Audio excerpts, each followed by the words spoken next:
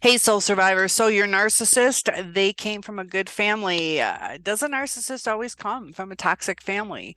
Um, Not all narcissists had bad parents, but early life experiences, including parenting styles, can contribute to the development of narcissistic traits.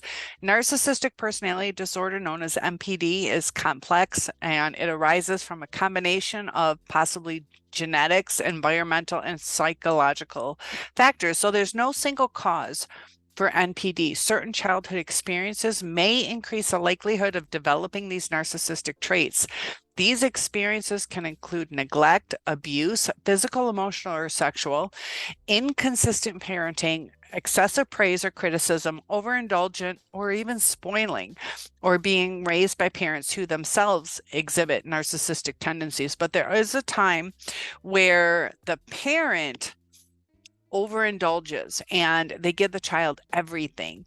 But there's also times that certain things in their life, whether it's sexual abuse from, let's say, an uncle or somebody within the family or outside, that is not necessarily where it deals with the actual parents. But these are the things that can lead to narcissism.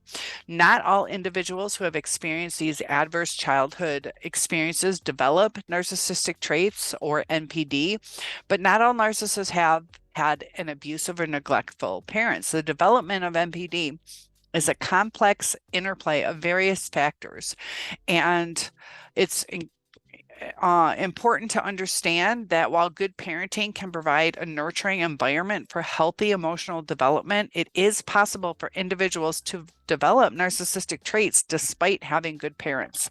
The development of narcissism is a complex interplay of various factors, and it is influenced by a combination of the genetic predispositions, temperament, and individual experiences. So, some examples: overindulgence or excessive praise. Sometimes we think telling our child they are the best.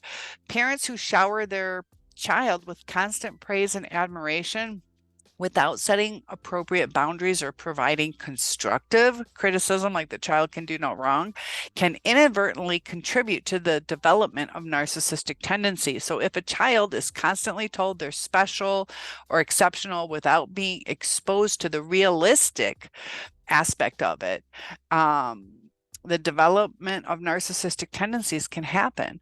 And unrealistic expectations and pressure. Well-meaning parents who have high expectations for their child's achievements, whether it's academically, athletic, or socially, can inadvertently put immense pressure on their child. They might not recognize what they're doing. If the child is constantly pushed to succeed without being allowed to explore their own interests or define their own identity, they may develop a need for constant validation and external admiration, which are characteristics of narcissism. Even if parents are generally supportive and well intentioned, they may struggle with emotional attunement, which involves accurately perceiving and responding to a child's emotional needs. If a child's emotional needs are consistently overlooked or invalidated, they may develop a belief that their feelings are unimportant, leading to a compensatory need for attention and validation later in life.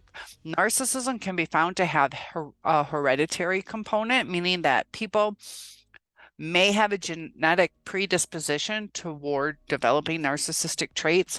And I find it really interesting on, the trauma that the mother might have gone through during her pregnancy, how that can affect the birth of a child. I just saw something about the water births, and those children seem to do better. It was a water birth with dolphins, but does it have something to do with the financial component or being born in water? I do have a cousin that was born into water with two older siblings. And they all seem about the same, but they do say that those children that were born around the dolphins are academically better, but there's all these factors that we have to take into consideration. Is it financial?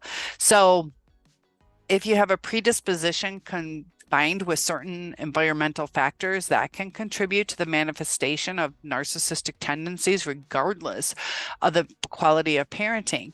So if you are trying to look at the narcissist parents to understand if they are a product of their environment. Sometimes the person can have other factors that contributed, outside factors, not necessarily the parents. So it's not a foolproof research method to see how they are with their parents. It could be things, bullying at school, or what a teacher may have done, that every person in that child's life will affect the child in some way. And I know as a teacher, we're trying to emotionally be there for children. I'm a little worried that we're overcompensating. A lot of times when people try to correct, so if you grew up in a certain type of household that you felt you were invalidated, that you might over validate. And that doesn't mean you're a bad parent, but there needs to be a balance with some reality of what life will bring, what the person's ability to achieve. When you have high expectations, that's good. It causes people to try to achieve that. But when we put too much pressure on our children, either they're going to want to give up, or they're going to feel unworthy, or a failure. So love your child. And narcissism is on the rise. And let's get to the bottom of it and understand it. So if you've been through narcissistic abuse, I am here to help you. Topic requests are welcome. I do one-on-ones. And I have a video on free resources. If you type free resources, if you don't want to do a one-on-one with me, there's a lot of resources to help you through the struggle. I'll see you soon.